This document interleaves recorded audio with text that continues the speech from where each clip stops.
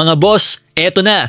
Opisyal nang may pasabog ang opening week ng 2026-27 NBA season. At kung naghahanap kayo ng exciting na unang laban ng bagong season, mukhang hindi tayo bibiguin ng NBA dahil sa unang mga laro pa lang, may Lakers kontra Warriors na agad. Yes, tama ang narinig ninyo. Sa October 21, maghaharap ang Los Angeles Lakers at Golden State Warriors sa Crypto.com Arena para sa kanilang season opener. At hindi lang basta laro ito.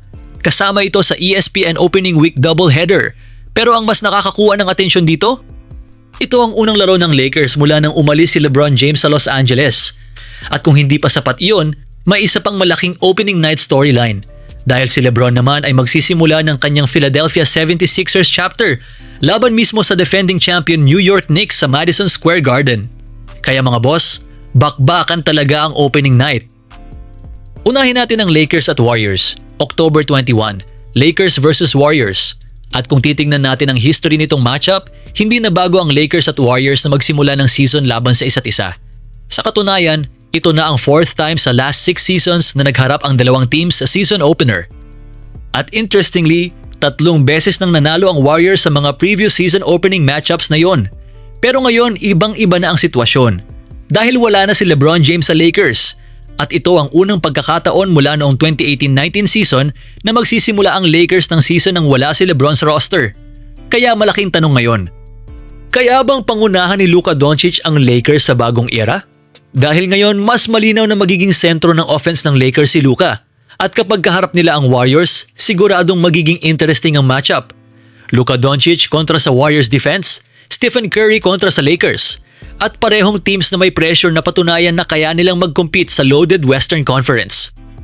Ito rin ang matchup na dapat nating tutukan. Si Luka, coming off another season na siya ang pangunahing offensive weapon ng Lakers. Samantalang si Steph Curry, gaya ng dati, ay magiging puso ng Warriors. At kapag nagsimula na ang game, expect natin ang maraming pick and rolls, switches, 3-point attempts at defensive adjustments. Pero ang pinaka-interesting dito, sino ang mas magiging aggressive sa unang game ng season? Si Luka ba magdadala sa Lakers? O si Steph Curry ang muling magpapakita kung bakit kahit nasa late stage na ng kanyang career, siya pa rin ang isa sa pinaka-dangerous na offensive weapon sa NBA? At dahil season opener ito, siguradong maraming fans ang excited makita kung ano ang magiging identity ng dalawang teams. At bago ang Lakers-Warriors, may mas malaki storyline pa sa October 20. LeBron James, Philadelphia 76ers, Madison Square Garden, at ang kalaban, defending champion New York Knicks. Imagine niyo yan, opening night, Madison Square Garden, may championship banner celebration ng Knicks. At sa parehong gabi, papasok si LeBron James sa court bilang bagong Philadelphia Sixers. Hindi na siya Lakers, hindi na siya Cleveland, hindi na siya Miami. Ngayon, Philadelphia na ang bagong chapter ng kanyang career. At mas magiging dramatic dahil ang unang kalaban niya ay ang reigning NBA champions. Talagang parang pelikula ang pagkakasetup ng NBA schedule. At kung akala ninyo doon na matatapos ang LeBron storyline, hindi pa. Dahil inihayag din na babalik si LeBron sa Crypto.com Arena sa Christmas Day, kung saan haharap ang Philadelphia Sixers sa Los Angeles Lakers. Ito ang unang pagkakataon na haharap si LeBron sa Lakers bilang kalaban sa regular season. At alam naman natin kung gaano ka-emotional ang Christmas Day games. Imagine niyo ang atmosphere sa Los Angeles. Dating franchise player, dating superstar, dating leader ng Lakers. Ngayon, kalaban na. At syempre, magiging interesting din kung paano siya tatanggapin ng Lakers fans.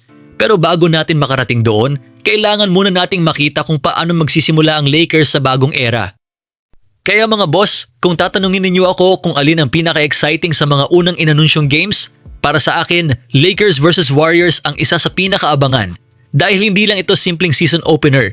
Ito ang unang game ng Lakers without LeBron James. Ito rin ang bagong era na kailangan pang patunayan ni Luka Doncic. At sa kabilang side, nandiyan si Stephen Curry at ang Warriors na siguradong gustong magsimula ng season ng malakas. Pero syempre, huwag natin kalimutan si LeBron. Dahil October 20 pa lang, may LeBron versus defending champion Knicks na agad. Kaya kung NBA fan ka, mukhang hindi na natin kailangang maghintay ng matagal para sa drama. Opening night pa lang, bakbakan na. Lakers versus Warriors, 76ers versus Knicks. At maraming bagong storyline ang magsisimula. Kaya mga boss, sino ang pipiliin ninyo? I-comment ninyo ang prediction ninyo.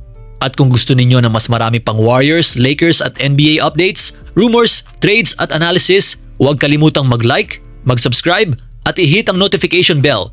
Dahil ngayong 2026-7 season, hindi lang opening night ang bakbakan, parang playoffs agad. Peace out!